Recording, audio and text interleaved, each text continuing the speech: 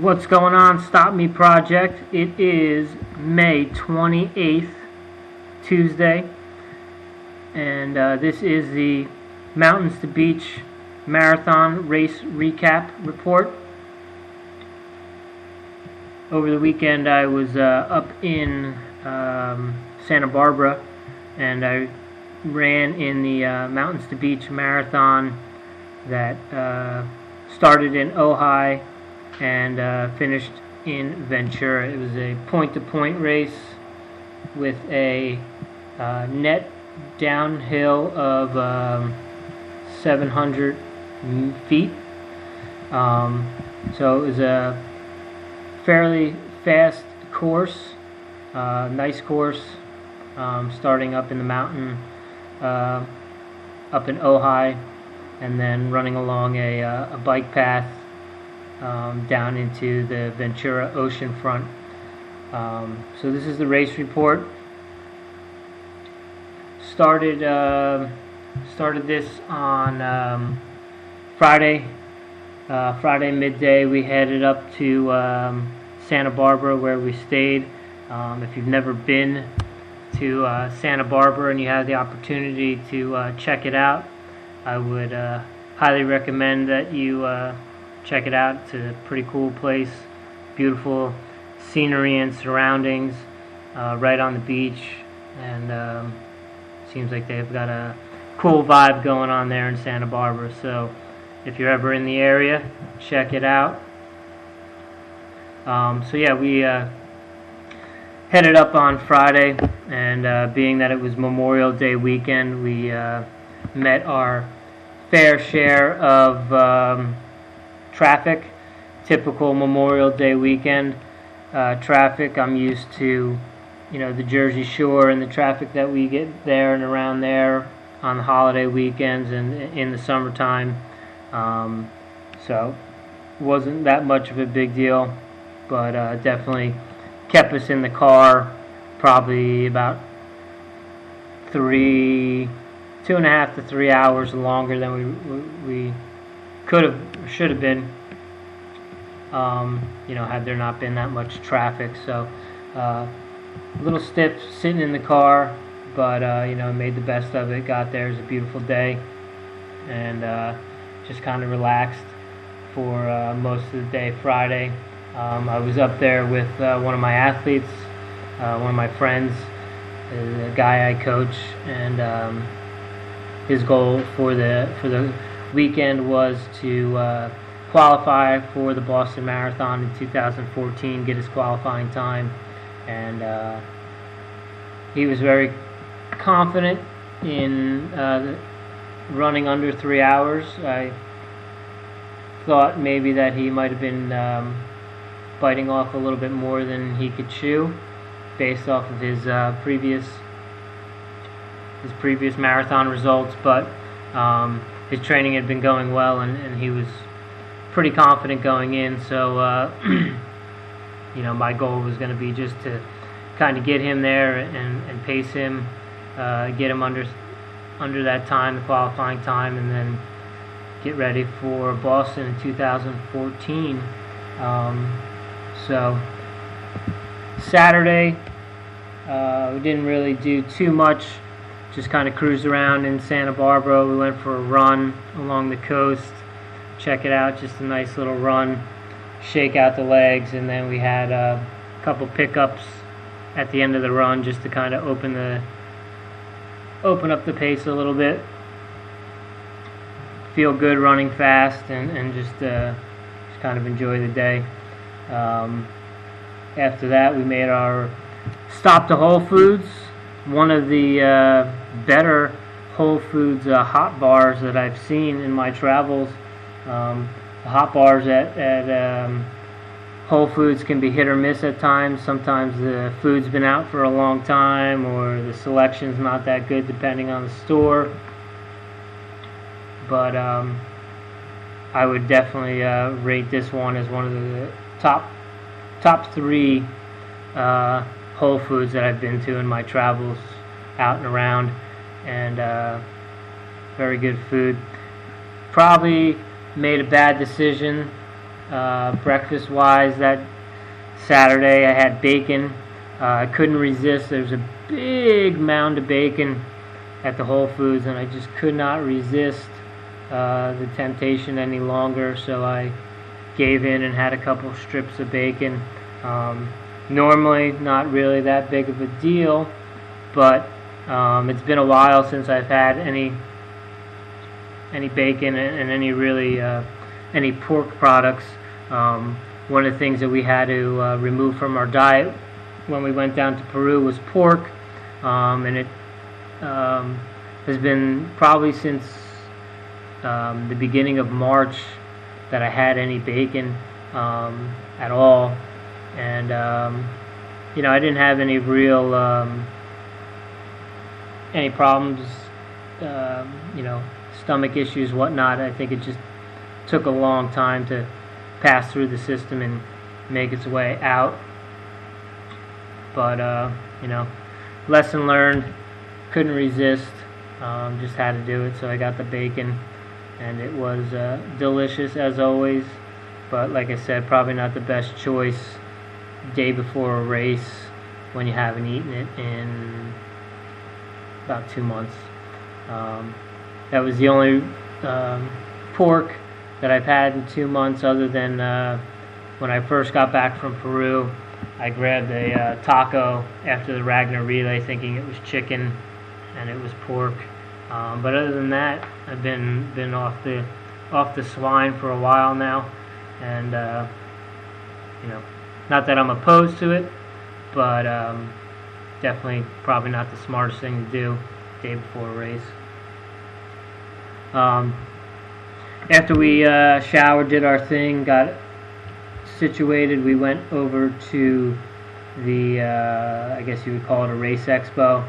It was at Ventura High School, and not a big expo, not much going on, just t-shirt pickup, number pickup, chip pickup, and maybe a couple booths. There was like a running store that was there, and Cliff Bar was there, and maybe like one or two. I think I saw some stuff for the Ventura Marathon that's coming up in September. So we didn't spend too much time there. Just got our stuff, got in and out, and then went back to the hotel and chilled out for a while. I must say that must add, we stayed at the Four Seasons, which was pretty epic. Great hotel, great staff, and the rooms and just the property itself was pretty rad. Something I definitely wouldn't get to experience had I been running the race on my own, but my athlete, my client, he hooked it up, and he took care of it. So it was a great weekend to just kind of relax and enjoy enjoy relaxing and getting away from everything for a bit. I got to check out the Champions League final, Bayern Munich coming away the victor. Great game, great goals, late goals. So I got to check that out, and then made our way back to Whole Foods. Tried to have a light dinner.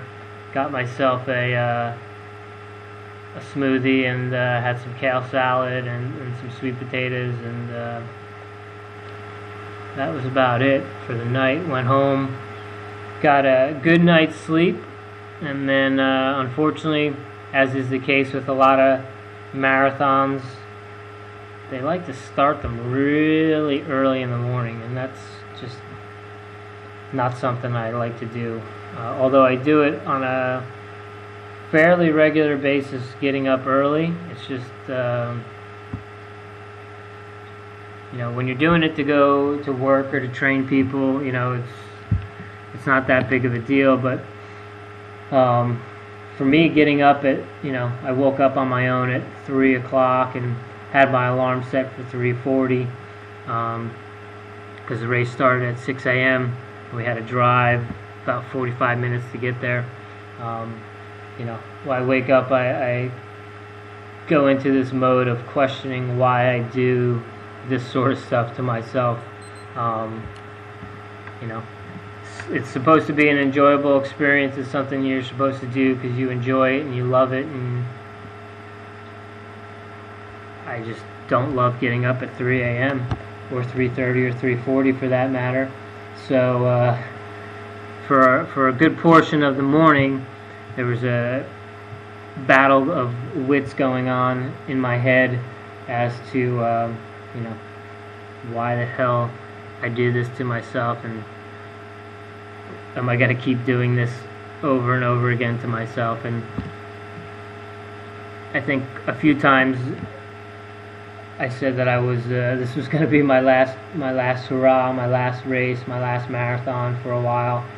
Take a little bit of a break and just focus on some other things. You know, since I've been back from Peru, although I've been training regularly, consistently, it's been a struggle. It's been tough to find the motivation to do it. It's been a struggle sometimes to get out the door, but at the end of the day, I end up getting out the door and I end up doing what I need to do. But it's a bit of wasted energy that I could be, you know, putting to use in other avenues and taking care of other aspects of my life. So it's been a bit frustrating, but so we got picked up. We had a driver drove us to the starting line and then picked us up at the finish. Very rock star-ish. And as we were driving, I was again hoping that we would be able to get a warm-up in and do all those things. And as we were getting closer to the location for the start, I saw a bunch of cars and a school bus making a turn, and I figured, being that it was a school bus, it was probably used for shuttle transportation of transporting runners from the finish line where they park to the starting line. And our driver didn't make the turn. He kept going and driving, and maybe about 10 minutes later, he asked, you know, if we knew where we were going. And at that point, I just kind of had to laugh to myself, because in the past, there's been times where I've been in situations like that where, you know, someone is taking me somewhere, a driver or taxi cab or whatever, and they ask me for directions, and I usually get a little fired up about it and get a little ornery. But, you know, today Sunday I kind of just brushed it off and kind of laughed it off. But my whole thing is, you know, you're the driver, you have the directions in front of you. Shouldn't you know where the fuck you're going? You know, or at least look at the paper and notice that you missed the turn. But we made it there, we got there, and then hoping that we could, you know, do our warm-up and get going and then hit the bathrooms. Judging by the lines for the bathrooms, it was evident pretty quickly that there was no way that you were going to be able to warm up and then stand in line and make it to the start in time. So I opted to get in line for the bathroom. Just didn't want to have to make any pit stops along the way. I've had a few marathons last year, and even this year, I think, at the San Diego Trail Marathon, where, you know, I had some bathroom breaks that, you know, cost me some time, and I didn't want that to happen. I didn't want to lose any time because I had to stop and go to the bathroom. Another reason why the bacon was a bad idea, I think it kept me bound up a little bit longer than I wanted to. But anyway, we got in line at the bathroom, made our way to the bathroom, and did what we had to do, and got to the starting line with some time to spare, and they actually ended up holding the race start a bit for people that were still in the bathroom. So it is what it is. You know, you got to get there early. You got to get warmed up, and you got to do your bathroom and take care of your business. So although it sucks getting up early, probably could have gotten there a little bit earlier to take care of what we needed to, but whatever. With that in mind, I kind of knew I was going to take it easy through that first 10K loop up top, just try to ease my way into the pace and not get too caught up in what else was going around me. I also decided to carry my nutrition and my hydration with me, just because I find drinking out of cups to be a little bit of a pain in the ass, and it always seems to slow me down. I also end up getting a little bit of air in there, which can cause some issues as well. So I wore a pack, and it has a chest holder for my water bottle. So hands were free, and just kind of cruised along.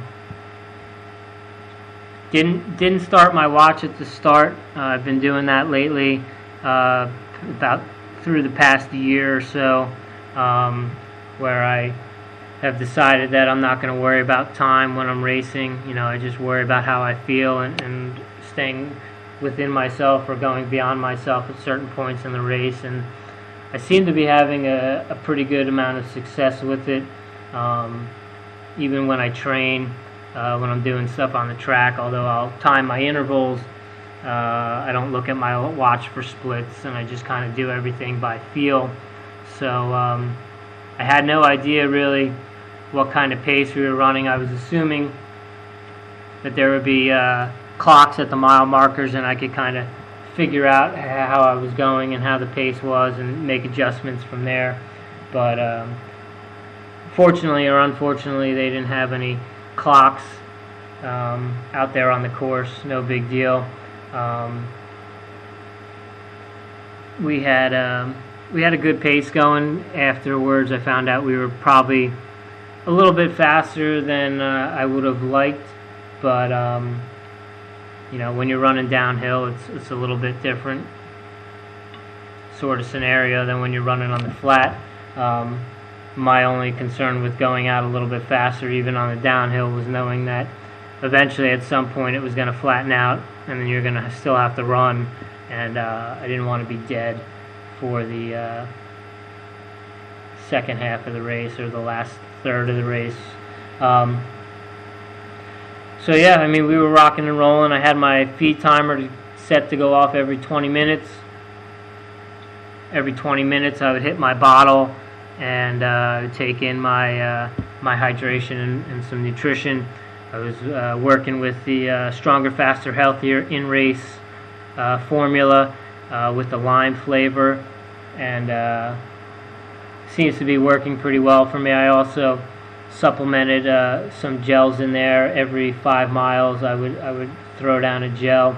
For this one, I alternated between Excel Gel, my friends over there at Pacific Health Labs, and I use their product just because I've used it in the past. I used to work for them, so I have a fair amount of experience with their products and know that they sit well with me when I'm working out or training or racing.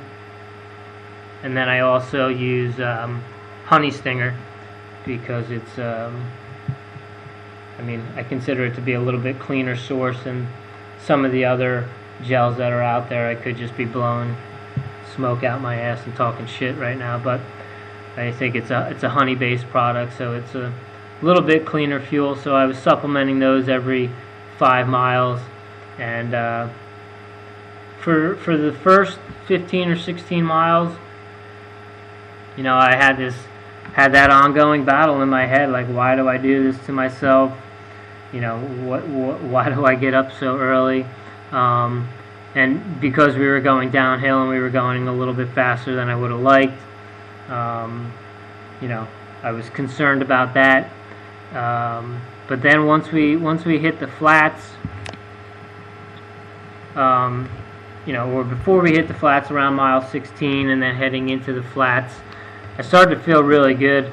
I felt way better the last 10 miles than I did the first 15 or 16. Not that I felt horrible, but I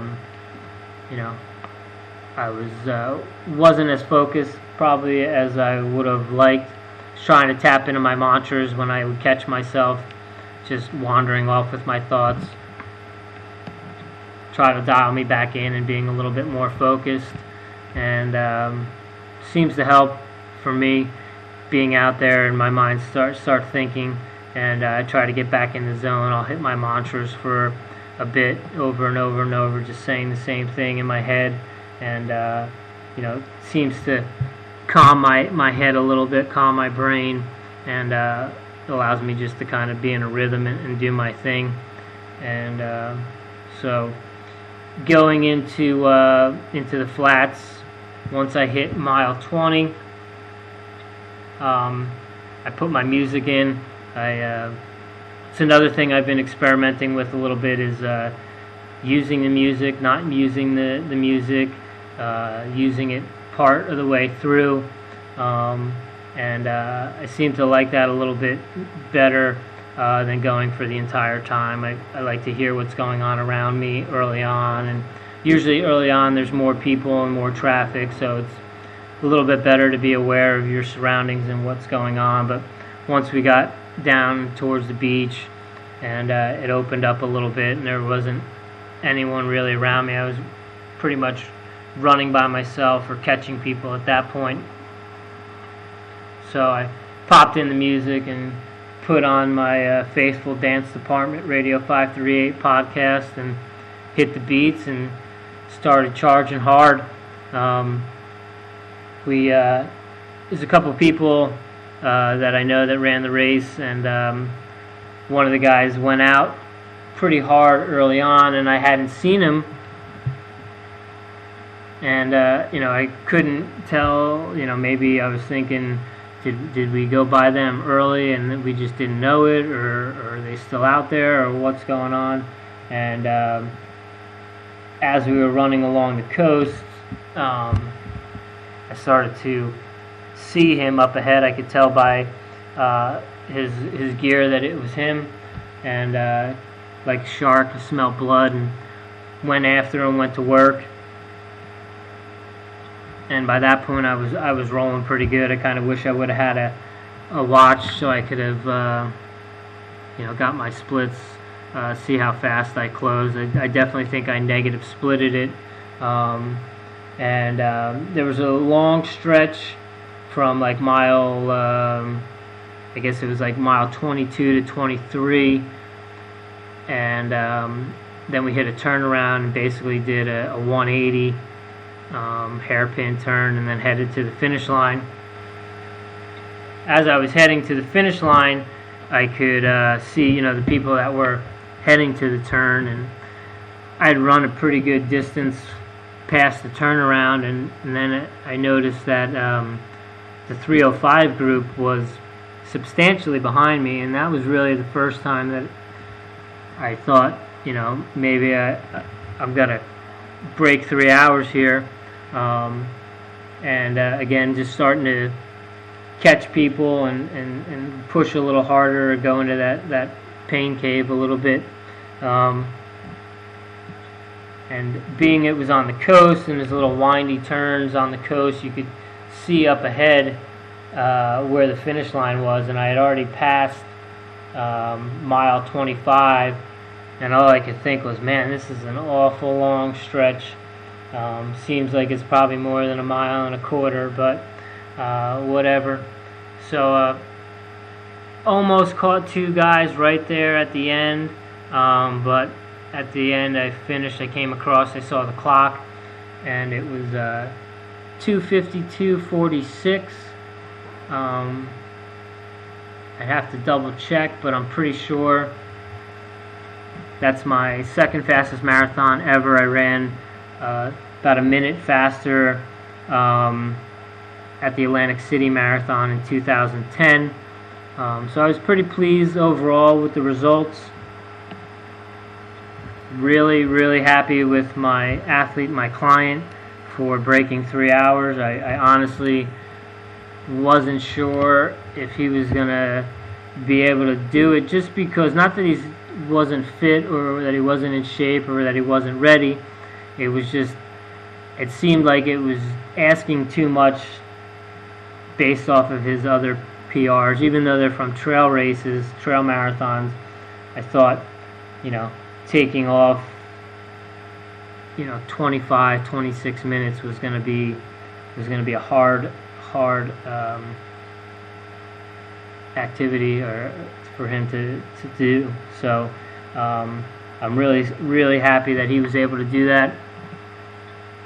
Really stoked. He's only been running for probably about 2 years, so I was really pleased with that.